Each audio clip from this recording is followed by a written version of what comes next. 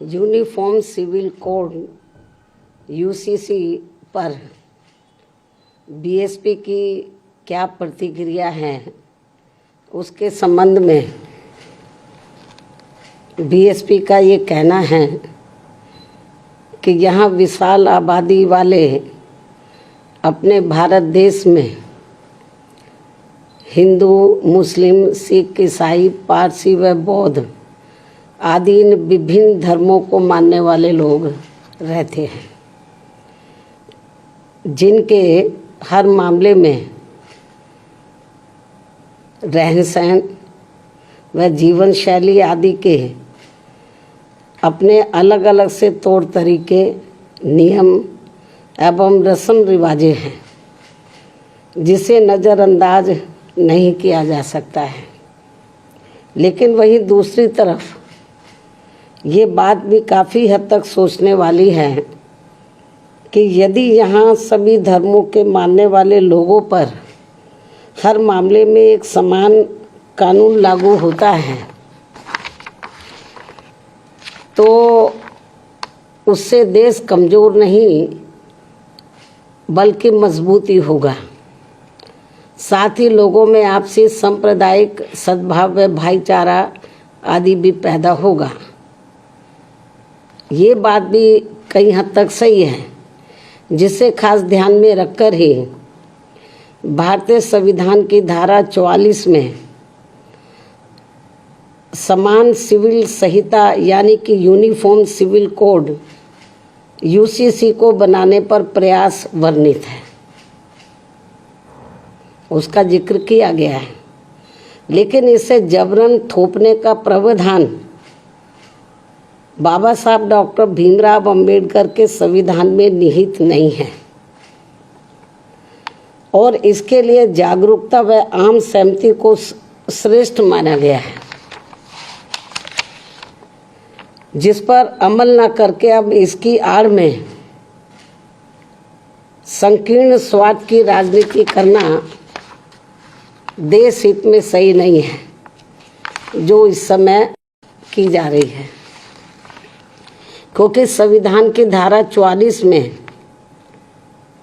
तो समान सिविल संहिता बनाने का प्रयास तो वर्णित है, लेकिन इसे थोपने का नहीं।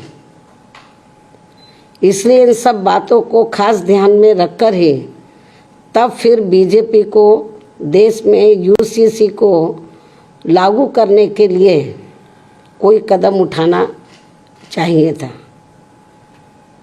इसके साथ ही यहाँ मैं ये भी कहना चाहूँगी कि हमारी पार्टी समान सिविल संहिता यानी कि यूसीसी को लागू करने के विरुद्ध नहीं है, बल्कि भाजपा व इनकी सरकार के इसको देश में लागू करने के तौर तरीकों से सहमत नहीं है।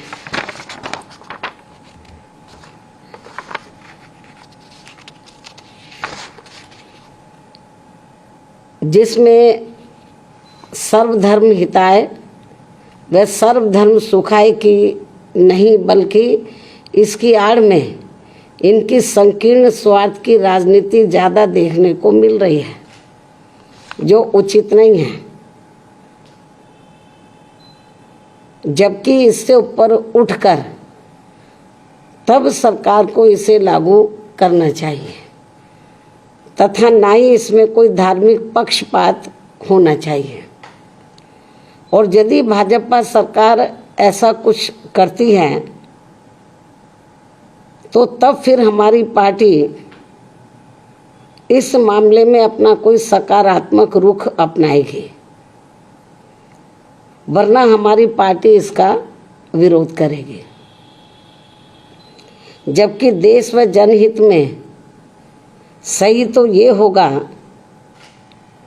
कि इस समय सरकार को अति महंगाई, गरीबी, बेरोजगारी तथा शिक्षा, स्वास्थ्य, सुख, शांति, समृद्धि जैसी बुनियादी ज़रूरतों के अभाव से त्रस्त व पीड़ित करोड़ों मेहनतकश व मजलूम देशवासियों के दुख दर्द पर से ध्यान बांटने में समय, संसाधन व ऊर्जा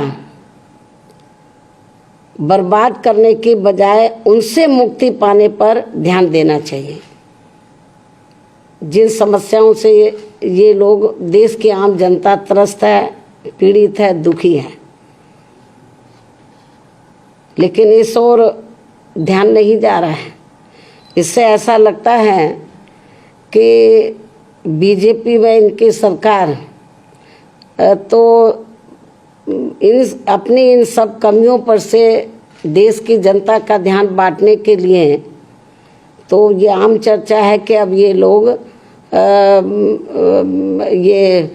समान कानून बनाने की बात कर रहे हैं कि वो सब पर लागू हो। ये लोग जो है ये बात कर रहे हैं कि यूनिफॉर्म सिविल कोड लाया जाए और सभी धर्मों पर एक जैसा वो लागू हो। तो इससे कुछ ये भी आम चर्चा है लोगों में कि जो इस समय जो प्रमुख समस्याएं हैं जिनका मैंने जिक्र किया है, तो उसकी तरफ सरकार का ध्यान नहीं जा रहा है। इससे लोगों में ये आम चर्चा है कि अपनी इन कमियों पर जनता का ध्यान डाइवर्ट करने के लिए, बांटने के लिए ये लोग यूनिफॉर्म सिविल कोड की बात कर रहे हैं कि इसको लाया जाएगा। तो लेकिन मैंने बताया कि हमको इसके खिलाफ नहीं है, लेकिन इस बात को भी ध्यान में रखकर चलना चाहिए कि अपने देश में विभिन्न धर्मों को मानने वाले लोग रहते हैं, उनके अपने रस्म रिवाज है, उनकी अपनी कार्यशैली है, जन्म से लेकर मृत्यु तक उनके अपने अलग से तौर तरीके हैं।